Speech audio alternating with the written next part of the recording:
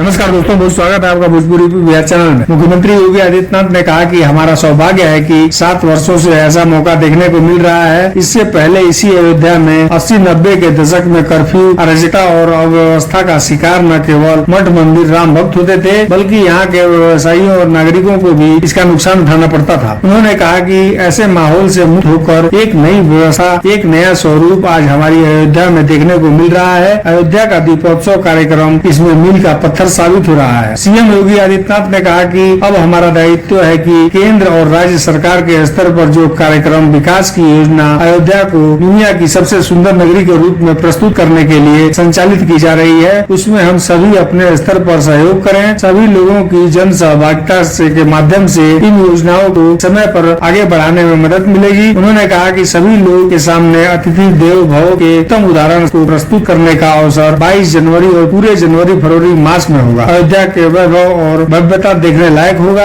दुनिया अयोध्या के आकर्षित होगी। उन्होंने प्रदेश वासियों और सभी राम भक्तों को दीपावली की शुभकामनाएं देते हुए कहा कि भगवान राम और बजरंग बली हनुमान जी से प्रार्थना है कि वे सभी के व्यक्तिगत, व्यवसायिक और सामाजिक जीवन में खुशहाली प्रदान करें। दोस्तों, वीडियो को लाइक करें, चैनल पर नए हैं तो सब्सक्राइब जरूर करें और अपनी राय कमेंट बॉक्स में जरूर दें।